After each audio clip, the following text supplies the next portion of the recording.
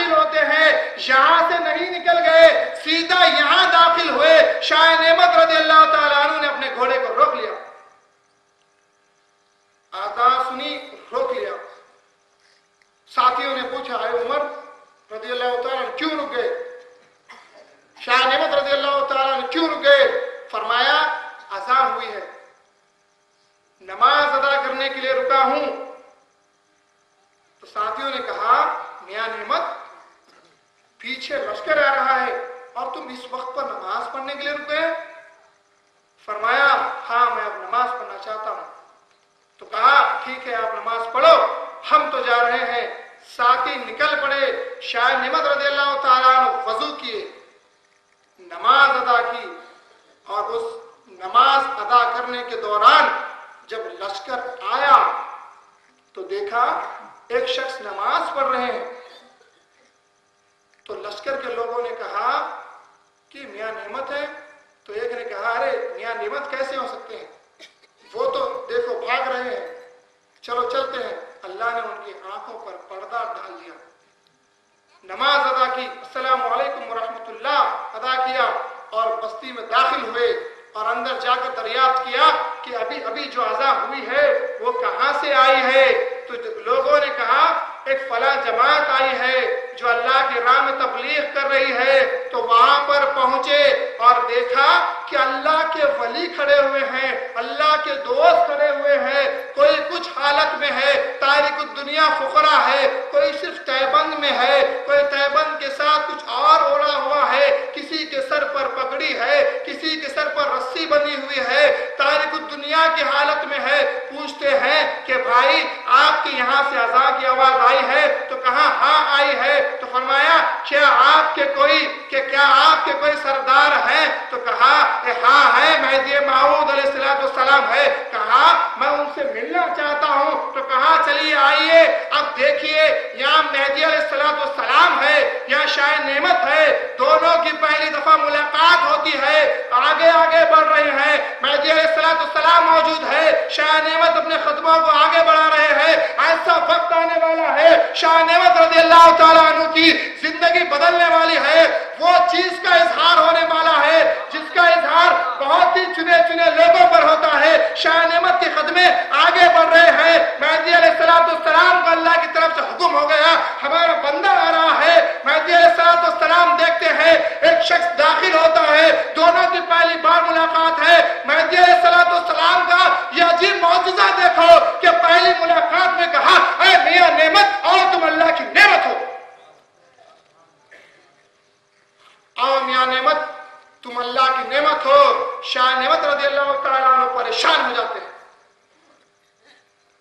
کہ پہلی دفعہ ملاقات اور نام کے ساتھ بلایا، یہ سوائے اللہ کے خلیفے کے کوئی اور نہیں کر سکتا۔ آپ کے قدموں میں گر جاتے ہیں اور کہتے ہیں کہ بندہ ترک دنیا کرنا چاہتا ہے۔ تو مہدی علیہ السلام فرماتے ہیں نہیں، اب بتانا ہے کہ آپ نے تصدیق کو صرف زبان سے اقرار کو سمجھا ہے۔ دیکھیے مہدی علیہ السلام کیا ارشاد فرماتے ہیں۔ مہدی علیہ السلام کے پاس جب تمام واقعہ رکھا جاتا ہے تو فرماتے ہیں جاؤ، جا کر معافی مانگ کر آؤ یا اپنا سر ان کے سامنے جھکا دو تاکہ وہ تمہیں قتل کر دیں۔ میاں نعمت واپس جاتے ہیں، اس کے گھر جاتے ہیں جس کے فرزند کو آپ نے قتل کیا، دروازے پر دستک دیتے ہیں، آواز آتی ہے کون ہے؟ فرماتے ہیں بندہ نعمت ہے۔ فرماتے ہیں کہ بیٹے کا تو قتل کر دیا، اب کیا مجھے قتل کرنے آئے ہو؟ فرماتے ہیں نہیں، وہ نعمت کوئی اور تھے، یہ آنے والے نعمت کوئی اور ہیں، دونوں میں زمین آسمان کا فرق ہے۔ دروازہ کھلتا ہے اور دیکھتے ہیں کہ میاں نعمت اپنی تلوار کو یوں لیے ہوئے کھڑے ہیں کہ فرماتے ہیں کہ بندے کا سر آپ کے سامنے ہے، چاہو تو معاف کرو، چاہو تو قتل کر دو، چاہو تو قتل کر دو۔ تو فرماتے ہیں میاں نعمت آپ وہ نعمت نہیں نظر آ رہی جو میں نے چند وقت پہلے دیکھا تھا، یہ جو بدلاؤ، یہ جو بدلاؤ تم میں آیا ہے، غور کرو، دلوں اور روحوں کی کانوں سے سنو، دل اور روح کی کانوں سے سنو، ذوق کے کانوں سے سنو، ایمان کی کیفیت کے کانوں سے سنو۔ فرماتے ہیں میاں نعمت یہ بدلاؤ تم میں کیسے آیا؟ فرماتے ہیں میں نے سید محمد جونپوری مہدی علیہ السلام کی تصدیق کی ہے، اس کے بعد مجھ میں یہ بدلاؤ آیا ہے۔ کہتے ہیں ٹھہر جاؤ، میں ابھی ڈیسیجن لینے والا نہیں ہوں، مجھے لے چلو وہاں جہاں تم میں یہ بدلاؤ آیا ہے۔ دونوں آتے ہیں، ترک دنیا کرتے ہیں اور اللہ کے دیدار سے سرفراز ہو جاتے ہیں۔ یہ مہدی موعود کی تصدیق ہے، یہ مہدی موعود کی تصدیق ہے۔ صرف تصدیق کر لی اور تمام کے تمام، صحیح کہہ رہا ہوں سر، صرف تصدیق کر لی اور تمام کے تمام وہی کام کر رہے ہو جو نہیں کرنے چاہیے تھے، جو نہیں کرنے چاہیے تھے وہ کر رہے ہو، تو وہ تصدیق نہیں۔ بھائی عمران نے کہا تصدیق بندہ عمل اصل، میری تصدیق کرنا چاہتے ہو تو عمل کرو۔ اگر تصدیق کر لی اور عمل نہیں کیا تو وہ تصدیق قابل قبول نہیں، قابل قبول نہیں ہے۔ اور آج یہ ماحول پیدا ہو گیا ہے، بلکہ یہ تو حضور کی پیشے گوئی ہے جو آج ہو رہی ہے کہ ایسے ایسے باطل فرقے وجود میں آ گئے ہیں جو خود کو مسلمان کہتے ہیں اور اللہ رسول کی بات پر فتنوں کو لفافوں میں ڈال کر دیتے ہیں، پھولوں سے باندھ کر دیتے ہیں اور ہمارے نوجوان اسے دین سمجھ بیٹھتے ہیں۔ اے ڈبوئی کے لوگوں، اگر فتنوں کے بارے میں جاننا ہو، اگر یہ غیر مقلدین، یہ وہابیوں، یہ نجدیوں، یہ تبلیغی جماعت کے بارے میں جاننا ہو تو آپ اللہ سے ملاقات کرو، میں تمہیں بتاؤں گا کہ حق کیا ہے اور باطل کیا ہے۔ تم کوئی بھی چیز کو حق نہ سمجھو۔ یہ مسلمان کا شیوا نہیں کہ کچھ حدیث آپ کے سامنے رکھ دی گئی، قبول کر لیا، کوئی آیت پڑھی گئی، قبول کر لیا، کوئی واقعہ رکھا گیا، قبول کر لیا۔ طریقہ یہ ہے کہ جب کوئی مسئلہ آتا ہے اسے کورٹ میں لے جاؤ۔ کہاں؟ کورٹ میں لے جاؤ، جج کے پاس لے جاؤ۔ ہمارے جج کون ہیں؟ مرشد ہیں۔ ہمارے جج کون ہیں؟ مرشدین اکرام ہیں، مرشدین اکرام ہمارے جج ہیں۔ یاد رکھو، خدا کی قسم کھا کر کہہ رہا ہوں، اللہ کی قسم تو نہیں کھانی چاہیے، لیکن جب ایمان کا مسئلہ آتا ہے بندہ قسم کھانے پر مجبور ہو جاتا ہے۔ اللہ کی قسم کھا کر کہتا ہوں کہ میں نے نہ کسی مہدوی نے بھی ایسے مرشد کو نہیں دیکھا جو کبھی اپنی زبان سے جھوٹ کہے۔ نہیں، جب کوئی بات آپ سنتے ہو تو اسے لے آؤ اپنے مرشد کے پاس اور پیش کرو اور کہو کہ فلاں چیز میں نے میرے دوست سے پائی ہے، آپ بتائیے اس کی حقیقت کیا ہے، اس کی حقیقت کیا ہے۔ ارے نوجوانوں، تم اس کو حق سمجھتے ہو جس کا خدا جھوٹ بولتا ہے، جس کا خدا جھوٹ بول سکتا ہے، نعوذ باللہ، جس کا خدا جھوٹ بول سکتا ہے، بھلا وہ حق پر کیسے ہو گئے؟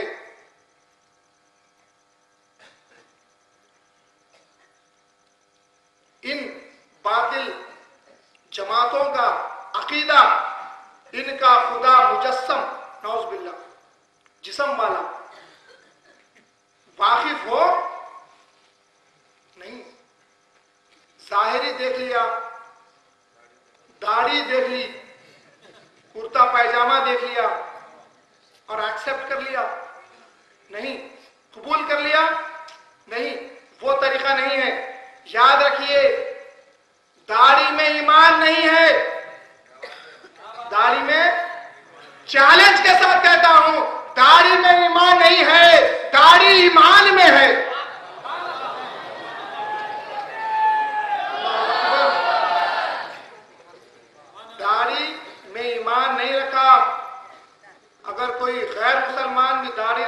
وہ مسلمان ہو گیا؟ نہیں، داڑھی ایک ایمان کا حصہ ہے، ایک عمل کا حصہ ہے، بہت اچھی بات ہے رکھنا۔ ان کی عقائد وہ ہیں کہ نعوذ باللہ جن کا خدا جب آسمانوں پر کرسی پر بیٹھتا ہے تو کرسی سے چر چر کی آواز آتی ہے، نعوذ باللہ۔ ان کا عقیدہ دلیل کے ساتھ کہہ رہا ہوں، بندے کی کتاب دیکھیے رہبر رواصدی، اس میں نے ایسے 50 عقائد کو جمع کیا ہے، واللہ پورے حوالوں کے ساتھ جمع کیا ہے، ان کی کتبوں کو، ان کی کتابوں کو سکین کر کر اپنی کتاب میں داخل کیا ہے، ایک الفاظ بھی بلا دلیل نہیں کہی۔ ان کا عقیدہ یہ ہے کہ رسول اللہ صلی اللہ علیہ وسلم مر کر مٹی میں مل گئے، معاذ اللہ۔ ارے ہم کلمہ کیا پڑھتے ہیں؟ میرے مرشد کا ایک نقطہ یہاں پر رکھنا ہے کہ جس کے نبی نعوذ باللہ مر کر مٹی میں مل گئے، کلمہ کیا پڑھتے ہیں؟ کلمہ کیا پڑھتے ہیں؟ لا الہ الا اللہ محمد رسول اللہ صلی اللہ علیہ وسلم۔ ان سے آپ پوچھو کہ بھائی آپ کا عقیدہ ہے کہ رسول اللہ صلی اللہ علیہ وسلم مر کر مٹی میں مل گئے، اب موجود نہیں؟ کہیں گے ہاں نہیں۔ تو کہو ذرا کلمہ تو پڑھ کر دکھاؤ۔ پڑھیں گے لا الہ الا اللہ محمد رسول اللہ، کہو ترجمہ تو کہو، تو کہیں گے نہیں ہے کوئی معبود سوائے اللہ کے اور محمد اللہ کے رسول ہے۔ اب ہم یہ کہنا چاہیے، ہم کو یہ کہنا چاہیے، ارے تمہارے نبی تو نعوذ باللہ مر کر مٹی میں مل گئے، اور جو مر جاتا ہے اسے ہے نہیں کہا جاتا، اسے تھے کہا جاتا ہے۔ جس کے نبی زندہ ہے وہ کہتے ہیں محمد اللہ کے رسول ہے، اور جس کے نبی مر چکے ہیں وہ کہتے ہیں محمد اللہ کے رسول تھے۔ لہذا اپنا کلمہ بدل کر رکھو کہ محمد اللہ کے رسول تھے، اور ہم تو قیامت تک کہیں گے محمد اللہ کے رسول ہے، تھے اور رہیں گے۔ محمد اللہ کے رسول تھے، ہیں، اور تا قیامت حضرت عیسیٰ علیہ السلام کے بعد سور پھونکے جانے تک کے جو مسلمان ہیں آئیں گے، وہ کہیں گے کہ محمد اللہ کے رسول ہیں۔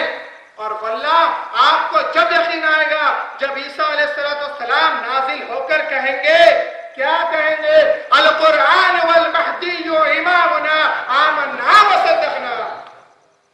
جب آپ کو یقین آ جائے گا ہاں ہم غلطی پر تھے، ہم غلطی پر تھے، جب انشاءاللہ جو لوگ موجود ہوں گے وہ ایمان تو لے آئیں گے، لیکن آج جو موجود ہے وہ تحقیق کرو، سید محمد جون پوری مہدی علیہ السلام کی سیرت کو اٹھاؤ، احادیث کو اٹھاؤ، اور دونوں کا تقابل کرو، دونوں کو میچ کرو، اور دیکھو کہ کیا کہیں بھی سید محمد جون پوری مہدی علیہ السلام کے تعلیمات میں آپ کی سیرت میں ذرا بھی فرق نہیں، الحمدللہ ذرا بھی فرق نہیں ہے۔ گستاخی تو بہت کر دی، اس کی حد کر دی، گستاخی کی حد کر دی۔ ایسے ایسے گستاخیاں ہیں جو میں ممبر پر ٹھہر کر نہیں کہہ سکتا۔ کتاب دیکھیے انشاءاللہ آپ کو معلوم ہو جائے گا۔ یاد رکھو گستاخ رسول کی سزا کیا ہے۔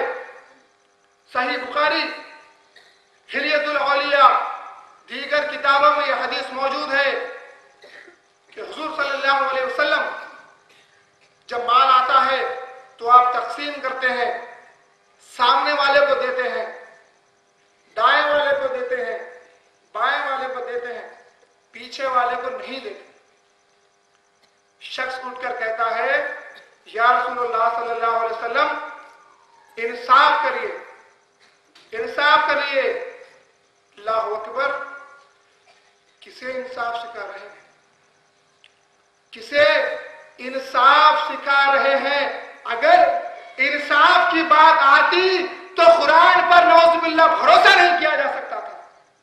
انصاف کی بات آ گئی، ارے حضور صلی اللہ علیہ وسلم جیسا کہ بھائیوں نے کہا تھا کسی کی حق تلفی نہیں کرتے تھے، کسی سے ناانصافی نہیں کر سکتے تھے۔ اس گستاخ رسول نے کہا انصاف کیجئے یا رسول اللہ صلی اللہ علیہ وسلم، اور وہ وہاں سے چلا گیا۔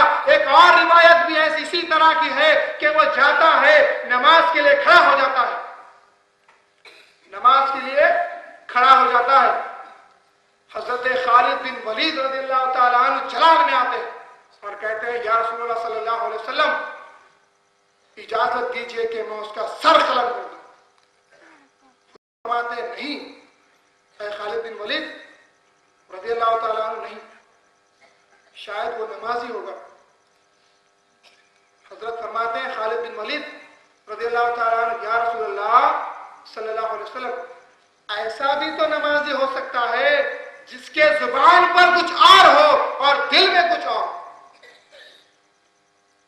جب وہ جاتے ہیں، جب وہ شخص پلٹ کر جاتا ہے تو حضور صلی اللہ علیہ وسلم فرماتے ہیں کہ اس کی نسل سے ایک ایسی قوم آئے گی جس کو اگر میں قیامت کے دن پاؤں گا تو انہیں چن چن کر ماروں گا۔